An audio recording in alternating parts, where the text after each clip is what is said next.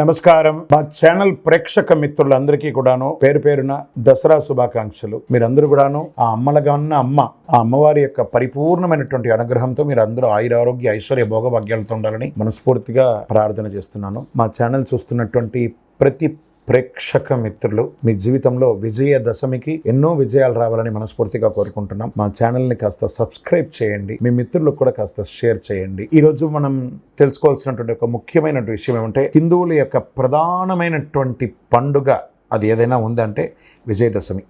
అన్నదమ్ములు, అక్క చెల్లెలు, కుటుంబం అంతా కూడా కలిసి ఒక 10 రోజులు పండుగగా జరుపుకునేటువంటి ఒక మహోత్తరమైనటువంటి దసరా. 10 రోజులు అద్భుతంగా పిల్లలకి కాలేజీ, స్కూల్ అన్ని లీవులే, అద్భుతంగా ఉంటుంది. ఈ పండుగ గురించి మనం కొంచెం డెప్త్గా కొంచెం విశ్లేషించుకుంటాం. ఈ యొక్క ఎపిసోడ్లో మనం ఏం చేస్తున్నాం, శరదృతువు ప్రారంభంలో వచ్చే పండుగ కనుక ఈ పేరు శరన్నవరాత్రిగా వచ్చిందనమాట.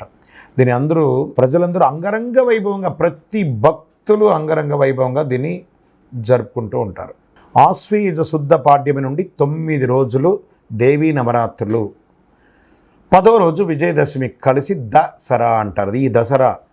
ఈ దసరాత్రి అనే పదానికి వ్యవహారానికి ఈ దసరా అని చక్కగా మనకు హైందవ సంప్రదాయంలో వచ్చిందనమాట. దీనికి మరో పేరు కూడా ఉంది, దసహరా. అంటే అదే దసరా అయ్యిందని చెప్తూ ఉంటారు. ఈ దసరా అంటే ఏంటి, దశ దోషాలను హరించే ఒక మంచి అద్భుతమైనటువంటి దినాలు కాబట్టి దీన్ని దసహరా అని చెప్పడం జరిగింది. ఇందులో ఆ దశదోషాలు ఏంటి, కామం, క్రోధం, క్రూరత్వం, ద్వేషం, దురాశ, అసూయ, ఆవేశం, గర్వం, మోహం, స్వార్థం. ఈ 10 దుర్గుణాలని దశ హరించేటువంటి ఒక పర్వదినం కాబట్టి ఇది దసరాగా మారింది. ఈ 10 పాపాలకి మూలమేంటి, అహంకారం. నాకు అన్నీ తెలుసు అనేది మనలోని నిండి ఉన్న అంతఃశత్రువులైనటువంటి ఆ గుణాలన్నింటినీ ప్రాళదోలి అహంకారం, అజ్ఞానం మీద సాధించి విజయాలకు ప్రతీతిగా నిలబడుతుంది కాబట్టి అది విజయదశమిగా మారింది. దసరాగా పిలువబడే ఈ పర్వదినాల్లో అమ్మవారిని అత్యంత భక్తి శ్రద్ధలతో ఊరు వాడ అద్భుతంగా చేసుకుంటూ ఉంటారు. 9 రోజులు 9 అవతారాల్లో అమ్మవారిని అలంకరిస్తారు.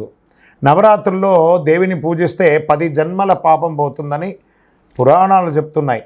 దేవీ శరన్నవరాత్రుల్లో అధర్మంపై ధర్మం గెలిచినట్టు నిర్వచనాలు ఉన్నారు. ఈ పండుగ మొదటి 3 రోజులు పార్వతీదేవికి, ఇది బాగా గుర్తుపెట్టుకోండి, 9 ఎలా డివైడ్ అయిందో, తర్వాత 3 రోజులు లక్ష్మీదేవికి, తర్వాత 3 రోజులు సరస్వతీదేవికి పూజలు నిర్వర్తిస్తారు. ఈ సమయంలో పూజలు విద్యార్థులు తమ పుస్తకాలు ఉంచుతారు. విద్యాభ్యాసంలో చక్కగా వారి యొక్క ఫ్యాక్టరీస్లో లేకపోతే పనిముట్లకో అన్ని వస్తువులకన్నిటికీ కూడాను, వారి వాహనాలకన్నిటికీ కూడా పూజలు చేస్తుంటారు. కొంతమంది బొమ్మ కొలువులు పెట్టుకుంటారు. ఆలయాలకి అమ్మవారికి ఒక్కొక్క రోజు ఒక్కొక్క అలంకారం చేస్తారు.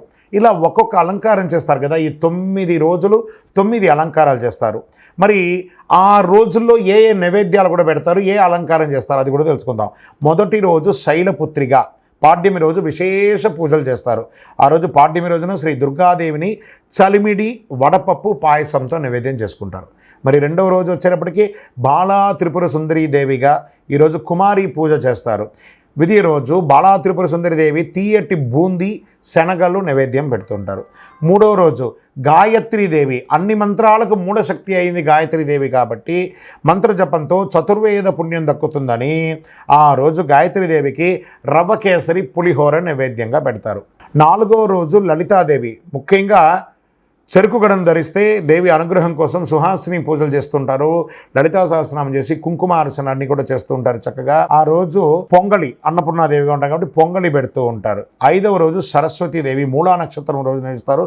భక్తులు అజ్ఞానం తిమిరాన్ని తొలగించడానికి ఉంటుంది. ఈ లలిత పులిహోరను పెసర బూరెలు కూడా దానికి పెట్టొచ్చు అని అంటారు. 6వ రోజు అన్నపూర్ణాదేవి, ప్రాణకోటికి జీవనాధారం, సాక్షాత్ పరమశివుడికే అన్నదానం చేసినటువంటి ఒక అమ్మ. అలాంటి రోజు బెల్లం లేదా పంచదారతో చేసిన క్షీరాన్నాన్ని నైవేద్యం చేయొచ్చు అంటారు. తర్వాత 7వ రోజు మహాలక్ష్మిగా, గజరాజు సేవిస్తుండగా అమ్మవారి దర్శనం కలుగుతుంది. డోలాసురుడు అనే రాక్షసుని సంహరించి శరన్నవరాత్రుల్లో మహాలక్ష్మిని పూజిస్తే సర్వమంగళ యోగాలు దక్కుతాయి.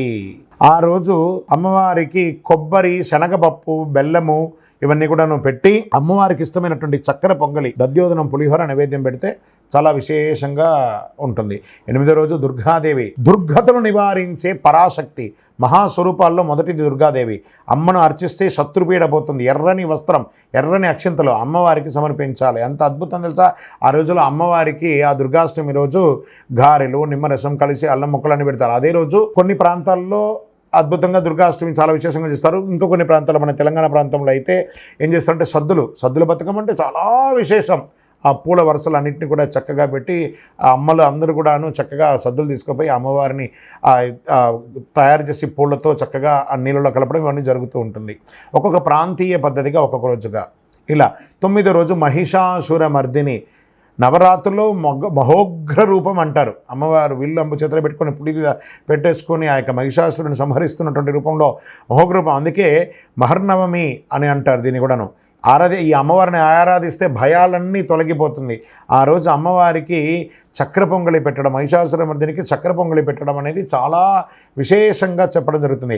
అమ్మవారి యొక్క 10వ రోజు రాజరాజేశ్వరి దేవి. అమ్మవారికి చివరి అలంకారం మహాత్రిపుర సుందరి రాజరాజేశ్వరిగా, అపరాజిత దేవిగా, అనంత శక్తివంతమైనటువంటి శ్రీ చక్రానికి అమ్మవారి అధిష్టాన దేవత. లలితా సహస్రనామంతో ఈలో చెప్పబడింది.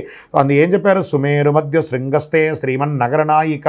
అలాంటి అమ్మవారిని ప్రార్థన చేసుకొని అద్భుతంగా దసరా, ఆ అద్భుతమైనటువంటి విజయదశమి రోజు, విజయదశమి రాజరాజేశ్వరి అమ్మవారికి పులిహోర, గారెలు ఇవన్నీ కూడా పెట్టుకోవచ్చు. ఇవన్నీ కూడాను ఆ అలంకారం, ప్రసాదం అన్నారు. మరి ఈ యొక్క నవరాత్రి యొక్క విశేషాలు ఏంటి? ఎందుకు ఇవన్నీ చేస్తున్నారు అనంటే, పూర్వం దేవదానవులు పాల సముద్రం వధించేటప్పుడు అమృతం వచ్చింది. ఈ శుభముహూర్తాన్ని విజయదశమి కూడా వచ్చింది. ఆ అమృతం వచ్చిన రోజే విజయదశమి. ఇది ఒక రోజు. శ్రవణ నక్షత్రం కలిసి ఆశ్వయుజ దశమికి విజయ సంకేతం ఉన్నది కాబట్టి అందుకే దీన్ని విజయదశమి అని కూడా పేరు చెప్తారు. ఏ శుభకార్యమైన తిథి, వార, నక్షత్రం, ఏమకంటే దుర్ముహూర్తం, వర్జం ఏది చూడకుండా చేసే ఒక అద్భుతమైనటువంటి శుభముహూర్తం సంవత్సరంలో ఒక దినం అంటే అది విజయదశమి రోజే. మీరు ఏ పని చేయండి, వ్యాపారం చేయండి, ఉద్యోగం చేయండి, వ్యవహారం చేయండి, ఇల్లు కట్టండి, భూమి పూజ చేయండి, ఏది చేయండి, దీనికి ముహూర్తం చూడక్కర్లేదు, ఏది లేదు. ఆ రోజు అన్నీ చేయొచ్చట. ఎందుకంటే విజయమే దశమి. ఆ రోజు విజయం ఉన్నటువంటి దశమి. ముహూర్తం ఉన్నప్పుడు అన్నీ విచారించకుండా, ఎవరు విచారించక్కర్లేదు, ధైర్యంగా ముహూర్తం చేసుకోవచ్చు. ఈ పండుగ దినాల్లో బతుకమ్మ పండుగను అత్యంత వైభవంగా నిర్వర్తిస్తారు. విజయదశమి నాడే ఉదయాన్నే ఏం చేయాలి మనం? మరి విజయదశమి వచ్చేస్తుంది, ఆ శరణాత్రులు కూడా చేయాలి.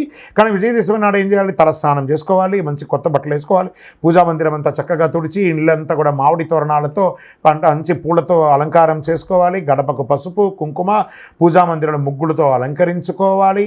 ఎర్రని బట్టలు ధరించి పూజకు రాజేశ్వరి దుర్గాదేవి ప్రతిమలో, విగ్రహము, పటము, మీకు ఏది ఉంటే, మీ యొక్క పుస్తకము, మీ ఇంట్లో పనిముట్లు ఏమైనా ఉంటే అవే ప్రతి దానికి పూజ చేయండి. ప్రతి వస్తువులోనూ అమ్మవారు ఉంటారట. ప్రతి వస్తువులోనూ అమ్మవారు ఉంటారట. అంతర్థం. ఆ నవరాత్రులు జరిపే కుమారి పూజలు, సుహాసిని పూజలు, తాంబూలాలు, ఈ యొక్క ఇంటికి పిలిచి అందరికీ కూడా పసుబొట్లు ఇవ్వడం, ఇవన్నీ కూడా చాలా గొప్ప విశేషమైనటువంటిది. ఆ రోజు చక్కగా దీపారాధన, 9 ఒత్తులతో కూడిన నవ్వులు, అంటే 9 రోజుల్లో ఏ ఒక రోజు మిస్ అయినా 9 ఒత్తులు కలిపి ఆ రోజు ఒత్తితో దీపం వేయడం. 6 గంటలకు పూజను ప్రారంభించి రాజేశ్వరి అష్టకం, మహిషాసురమర్దిని, లలితా సహస్రనామం, దేవి ఖడ్గమాల, సౌందర్యలహరి, ఇలాంటి శ్లోకాలన్నీ కూడా చక్కగా చెప్పుకోవచ్చు. ఏవి నాకు తెలియట్లేదండి ఈ శ్లోకాలు అవన్నీ కూడా.